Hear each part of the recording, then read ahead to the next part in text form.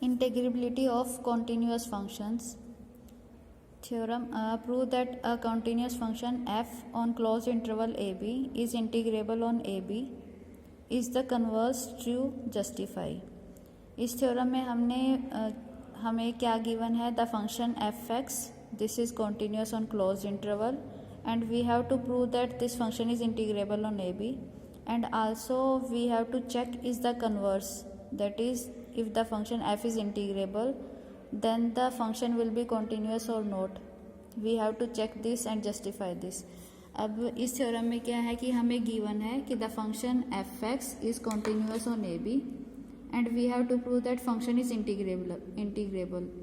हमने इससे पहले थ्योरम की है कि the necessary and sufficient condition for a function F to be integrable is that U F P minus L F P strictly less than epsilon.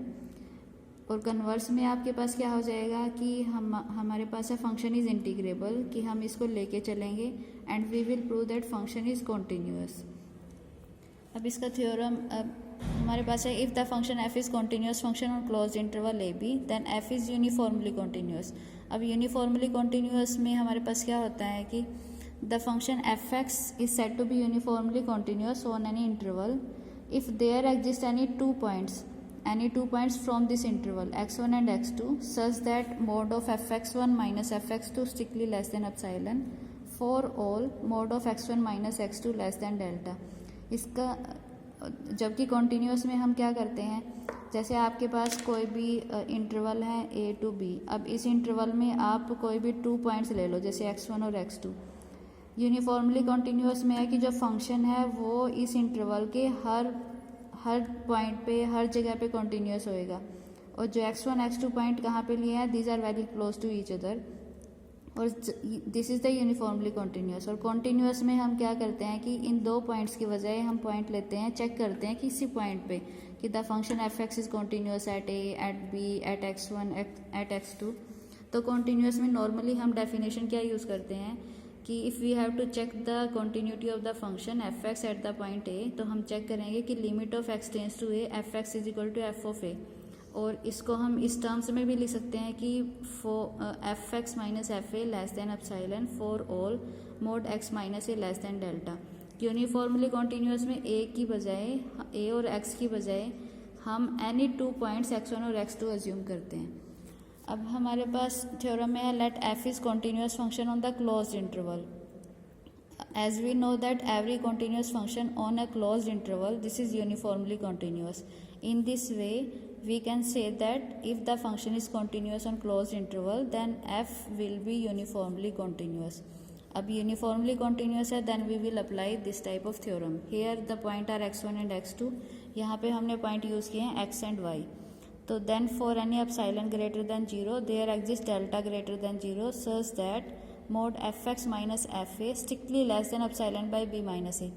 यहाँ epsilon by B minus ए हमने epsilon use किया था, यहाँ epsilon by B minus ए ये हमने क्यों use किया है, क्योंकि एट लास्ट हमने प्रूव करना है कि you F P minus L F P strictly less than epsilon, ताकि हमारे पास इसको निकालने के लिए जितनी भी टर्म है फाइनली हमारे पास लेस देन एप्सिलॉन आना चाहिए, ताकि ये टर्म किसी और के साथ आपकी कैंसिल हो जाए.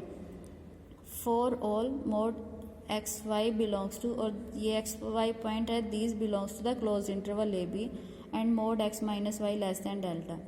Now we take the partition P.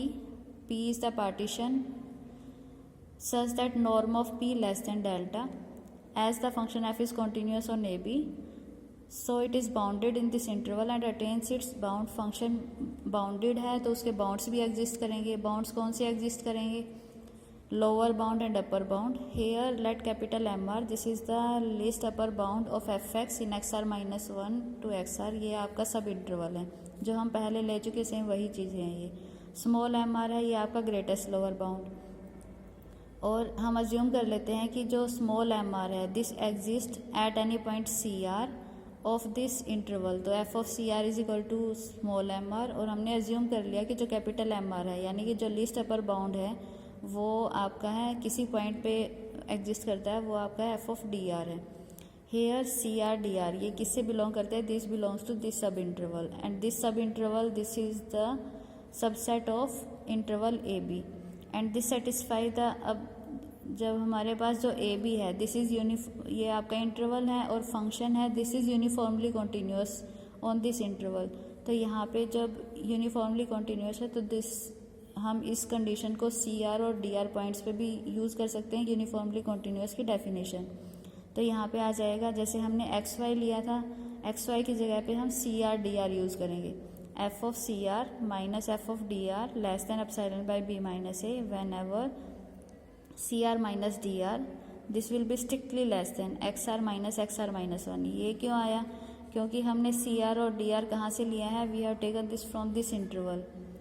जो इनके बीच की जो डिस्टेंस आएगी वो इससे तो लेस देन होएगी, क्योंकि ये स्टार्टिंग पॉइंट है, ये लास्ट पॉइंट है ऑफ दिस क्लोज इंटरवल, और जब ये लेस देन डेल्टा है तो आपका C R D R less than delta आ जाएगा। तो यहाँ से इसकी वैल्यू हम पुट करते हैं एफ ऑफ सी आर, क्योंकि हमने एज्यूम किया था this is small M R. F of D R हमने एज्यूम किया था this is capital M R, and this is equal to modulus है तो we can interchange it M R minus M R less than epsilon by B minus A.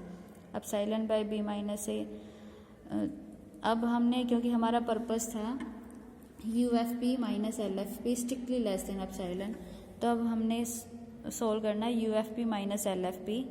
As we know that u is the upper sum, तो this is equal to summation of small capital M r delta r, LFP is the lower sum minus small m r delta r. Now taking common summation of m r minus m r into delta r, अब m r minus m r this was less than epsilon by b minus a, ये value हमने यहाँ put की summation of delta r। Delta R क्या है कि delta R था length of first sub interval, delta R था length of first sub interval, और आपका डेल्टा टू था length of second interval, delta three.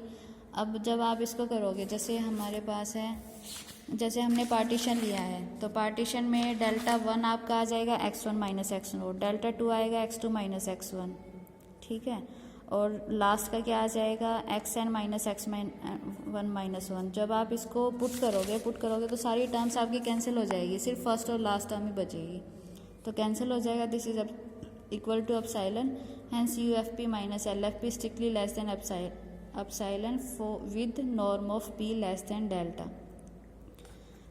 तो ये कंडीशन हमारी प्रूव होगी। This was the condition for a function to be integrable. तो hence the function is integrable. Now we have to check the converse, is the converse true और not, ठीक है। तो इसके लिए हम एक एग्जांपल लेंगे, एग्जांपल इस टाइप से लेंगे जिससे कि ये फंक्शन हो सकता है कि किसी पॉइंट पे ये फंक्शन कॉन्टीन्यूअस ना हो। तो हमारे पास है F X is equal to 3 if X belongs to 1 close interval 1 2।